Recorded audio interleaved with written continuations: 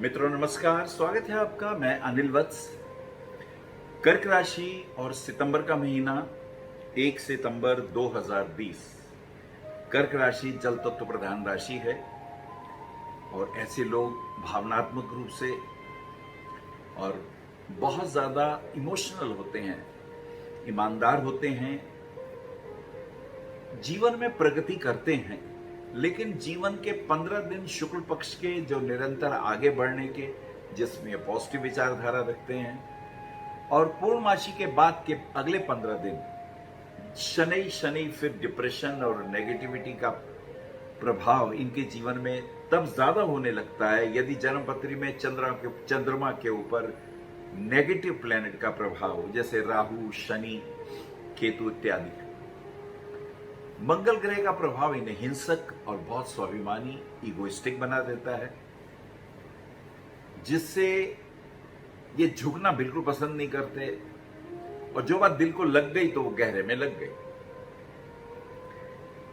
पुनर्वसु, पुष्य और आश्लेषा, पुनर्वसु, पुष्य और आश्लेषा, ये 3 नक्षत्रों का इनके जीवन में प्रभाव पड़ता है। पुनर्वसु का एक चरण जिसके स्वामी गुरु हैं, इसलिए टीचर, कोच, शिक्षक की तरह काम करते हैं। पुष्य जिसका स्वामी शनि होता है, तो ये एक बड़ी मेहनती होते हैं और खेल जगत में या व्यवसाय में या कहीं कंप्यूटर के जगत में या व्यवहारिक दृष्टिकोण से बहुत मेहनत करके आगे आने वाले बालक होते हैं। और आश्लेषा नक्षत्र बुद्धि का प्रयोग तो बहुत करते हैं, तर्क वितर्क बहुत करते हैं और अपनी हार तो किसी कीमत पे नहीं माननी। कुल मिला के गुरु, शनि और बुध का प्रभाव इनके जीवन में अत्यधिक होता है। अब इस महीने केतु और गुरु का प्रभाव 6th भाव में, बुध आदित्य योग 2य भाव में सिंह राशि में चल रहा है। आइए देखते हैं सितंबर का 1, 2, 3 तारीख कैसा प्रभाव होने वाला है। 1, 2 तारीख की बात करें तो पहले को अनंत चतुर्दशी का व्रत भी है। अगर आप व्रत रखते हैं तो व्रत रख सकते हैं, लेकिन आजकल लॉकडाउन के स्थितियों में इम्यून सिस्टम अपना बनाए रखिएगा, ये मुझे कहना है आपको। 2 तारीख को भाद्रपद मास की पूर्णिमा और पितृपक्ष प्रारंभ हो जाता है। पितृपक्ष जो थे कभी हमारे बीच में, जो अब नहीं रहे, उनके निमित्त भी कुछ दान पुण्य करें, ब्राह्मण को भोजन कराएं, किसी बच्चे को पढ़ाएं, दुख सुख में एक दूसरे की डोर पकड़े रहें, एक दूसरे की मदद करते रहें। मानवता का ये बहुत बड़ा, इससे अच्छा कोई श्रेष्ठ कार्य नहीं हो सकता, ये हम करते रहें। 3, 4, 5 3 को आश्विन कृष्ण पक्ष प्रारंभ हो जाता है और 3 और 4 तारीख की अगर हम परिस्थितियों को देखें तो थोड़ा सा गंभीरता लिए हुए, थोड़ा अध्यात्म और अपना कमर दर्द का ध्यान रखिएगा, नसों में तकलीफ ना हो, इन बातों का ध्यान रखिएगा तो ये ज्यादा उत्तम और श्रेष्ठ चिंतन रह सकता है। भाग्य अनुकूलता की ओर बढ़ता हुआ, भाग्य जैसे साथ देता है, उन्हीं का जो अन्वेषक होते हैं, जो धैर्य रखते हैं, जो बड़ों का मान सम्मान करते हैं। 4, 5, 6 गणेश चतुर्थी 5 तारीख की ऑफिस के कार्यों में खूब मन लगेगा, पॉजिटिव रिजल्ट आएंगे, बॉस के साथ अंडरस्टैंडिंग अच्छी रहेगी, मान सम्मान के लिए सचेत रहेंगे, लड़ाई झगड़ों से थोड़ा बचिएगा, क्रोध आवेश शुभ नहीं है। प्रॉपर्टी खरीदने का मन हो तो देख सकते हैं और कहीं ना कहीं धन का निवेश भी किया जा सकता है। 6, 7, 8, 6 तारीख को गुरु वक्री हो जाते हैं और चतुर्थी का श्राद्ध भी है। गुरु वक्री गुरु का बड़ा महत्व है। गुरु आपके 6ठे भाव जो दायित्वों का और कर्तव्यों की बात करते हैं और भाग्य के हैं, स्वामी पिता के और गुरु के आशीर्वाद का ये घर है, चिंतन का, स्वाध्याय का, अध्ययन मनन का ये भाव है ये। तो इसके अंदर गुरु वक्री होंगे तो ये चीजें जरा कष्टदायी होती हैं, इसका ध्यान रखना है। 7, 8, 9, 8 को षष्ठी का श्राद्ध है और 8 तारीख की अगर हम स्थिति करें तो आय के दृष्टिकोण से अगर हम देखेंगे तो धन प्राप्ति के योग बनेंगे, कोई महिला मित्र का सहयोग मिलेगा।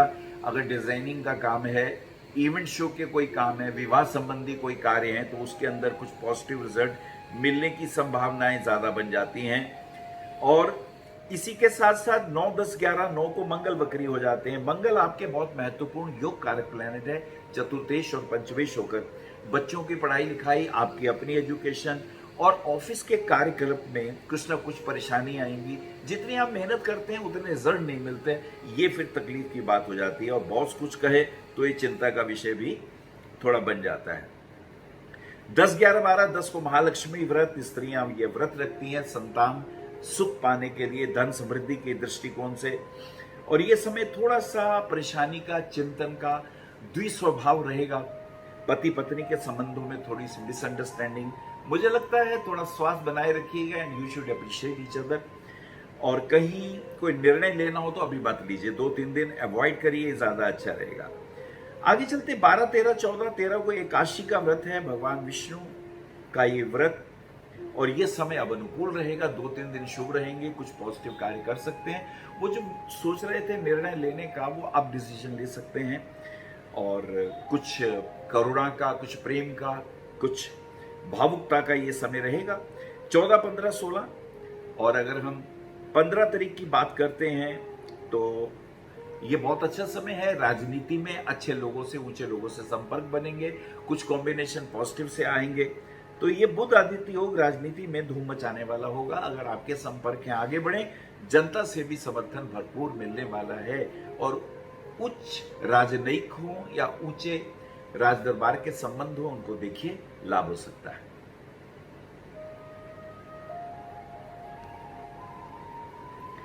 आइए आगे चलते हैं 15, 16, 17। 15 की अगर हम बात कर रहे हैं तो ये अनुकूलता का समय, ऊंचे संपर्कों से हमें लाभ मिल सकता है। राजनयिक संबंधों को बहुत पॉजिटिव रूप में लेके आगे बढ़ना चाहिए। 16, 17, 18, 16 को सूर्य कन्या राशि में प्रवेश कर जाता है। सूर्य जो कि आपके धन भाव के स्वामी है, अब वो तृतीय भाव पराक्रम भाव में जा रहे हैं, भाई बहनों के घर में जा रहे हैं, जिम्मेदारियों के भाव में जा रहे हैं। हो सकता है कोई भाई, कोई मित्र आपसे धन मांगे या कोई सहायता मांगे, तो सोच समझ के धन उधार दीजिएगा, क्योंकि वापस मिलने के योग 1 महीने तक तो नहीं बनेंगे। और लक्ष्मी वैसी चंचला होती है, तो इन बातों का हमें थोड़ा रखना होगा विशेष रूप से ध्यान। ये चीजें महत्वपूर्ण होती हैं। 17, 18, 19, 17 को आश्विन मास की अमावस्या। अमावस्या, जी हाँ, अमावस्या में कुछ ना कुछ दान करना चाहिए, पितरों के निमित्त ब्राह्मण को भोजन कराना चाहिए, और पॉजिटिव विचारधारा के साथ मेडिटेशन इत्यादि करें, यह आपके लिए ज्यादा शुभ रहेगा। 18, 19, 20, 19 तारीख की अगर हम बात करते हैं तो ये समय अनुकूलता की ओर भरा हुआ, कुछ क्रिएटिव, कुछ पॉजिटिव। घर में कुछ रेनोवेशन वर्क हो सकता है, गाड़ी खरीदने के योग बन सकते हैं। मेडिटेशन के साथ साथ कहीं संगीत या किसी और कोई इवेंट शो के कोई कार्य आपको मिल सकते हैं। एस्ट्रोलॉजी के क्षेत्र में कोई मीटिंग हो सकती है, तो ये शुभ है। इसमें मान सम्मान की प्राप्ति के योग जो हैं वो भरपूर बन जाते हैं। 20, 21, 22, 21 तारीख की अगर हम बात करते हैं, ये समय अनुकूल है। विद्या के दृष्टिकोण से मन नहीं लगेगा, बच्चों को पढ़ाने के दृष्टिकोण से थोड़ा पॉजिटिव रहिएगा, तो लाभांश होने के योग मिलते हैं। बच्चों का मन नहीं लगता, लेकिन खेल जगत में भी लाभ हो सकता है। और यदि पुलिस या मिलिट्री में है या कहीं और रक्षा मंत्रालय में है, कोई विशेष महत्वपूर्ण कोई वार्ता हो सकती है, उस पर जरा पॉजिटिव सा ध्यान रखिएगा। आगे चलते 22, 23, 24। 22 को बुध का तुला राशि में प्रवेश। बुध तुला राशि में जब प्रवेश करेंगे तो स्वभावतः पार्टनरशिप मत करिएगा, और कहीं शेयर मार्केट में रुपया मत लगाइएगा। कमोडिटी क्षेत्र में भी धन लगाने का कोई लाभ नहीं है, उसमें रुपया फंसेगा, प्राप्ति कम होगी, ये महत्वपूर्ण रहेगा। 23, 24, 25।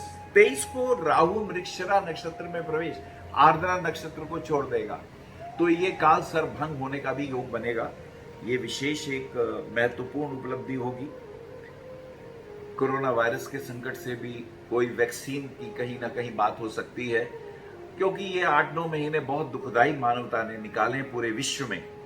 और इम्यून सिस्टम अपना बनाए रखिएगा, योग मेडिटेशन करते रहिएगा, ये सबसे ज्यादा महत्वपूर्ण रहेगा। आगे 24, 25, 26। 25 तारीख की स्थिति को अगर हम देखें तो थोड़ा स्वास्थ्य का ध्यान रखिएगा, हस्बैंड वाइफ के रिलेशन में पॉजिटिव रहिएगा, और कोई नेगेटिव अप्रोच, कोई बात अपने दिल में मत रखिए। कमर में दर्द हो सकता है, ज्यादा नीचे ना झुकने से ज्यादा लाभ रहेगा। और आगे चलते हैं 27, 28, 29, 27 को एकादशी का व्रत भगवान विष्णु को प्रणाम करते हुए। 28 तारीख की स्थिति कुछ गंभीर चिंतन, पत्नी या पति का स्वास्थ्य ठीक नहीं, नाड़ियों के रोग, पैरों में तकलीफ, और इसी के साथ साथ श्रम मंत्रालय से जुड़े हुए या जो लोग गरीब लोग हैं उनकी मदद करते रहिएगा। ये समय कुछ इसी प्रकार का है। 29, 30, 29 को शनि मार्गी हो जाते हैं, ये एक अच्छी खबर है। शनि मार्गी होने से नेगेटिविटी थोड़ी कम होगी। शनि के लिए आपको चाहिए पीपल के पेड़ के नीचे एक दीपक जलाएं और शनि मंत्रों का जाप करते रहें। और शनि शनिश्चराय नमः, तो नेगेटिविटी दूर होती है। और मुझे लगता है मोती रत्न पहनना आपके लिए बहुत अच्छा रहेगा। पुखराज रत्न पहनने से भाग्य की वृद्धि और बड़ों के आशीर्वाद प्राप्त होते हैं। और हनुमान चालीसा पढ़ते रहें या मूंगा रत्न पहनेंगे तो आपको एजुकेशन के पॉइंट ऑफ व्यू से खेल जगत में भी कुछ विशेष लाभांश मिलने के योग मिले जुले से दिखाई देते हैं।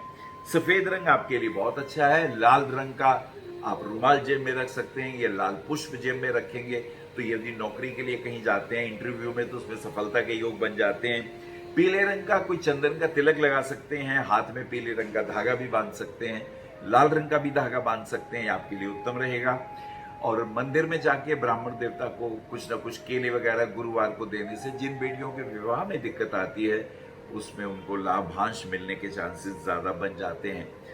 तो कुल मिला के कर्क राशि वालों को ध्यान रखना होगा, इमोशनली ज्यादा इन्वॉल्व ना हो, बहुत ज्यादा जिद भी ठीक नहीं है। तर्क वितर्क बहुत अच्छे हैं लेकिन ऐसे तर्क वितर्क जो संबंधों को खराब करते हो उससे बचना चाहिए। आप एक अच्छे प्रशासक भी हैं, ईमानदार भी हैं, लेकिन गृहस्थी के सुख आप नहीं उठा पा रहे हैं क्योंकि झुकना आपसे आता नहीं है। झुकने का अर्थ झुकना नहीं है, झुकने का अर्थ एक दूसरे के मान सम्मान को बनाए रखना है। कर्क यदि तुम ऐसा कर पाओगे तो तुम एक अच्छे और एक सफल जीवन को जी सकते हो, यद्यपि ये बहुत चैलेंजेस से भरा हुआ है। नमस्कार। आप आचार्य श्री अनिल वत्स जी के आध्यात्मिक प्रवचन, ध्यान व ज्योतिष संबंधी मासिक राशि फल फेसबुक, यूट्यूब, www.astroanilvats.com पर भी देख सकते हैं। For appointment, भविष्य कथन, Monday to Saturday, 11 a.m. to 6 p.m. BE 279, Street number 6, Harinagar, New Delhi 110064. Phone number 98917 39999 98181 89993 981 088 7002 886 000 6030. Website www.bhavishyakathan.com. Acharya Anil Vats @gmail.com.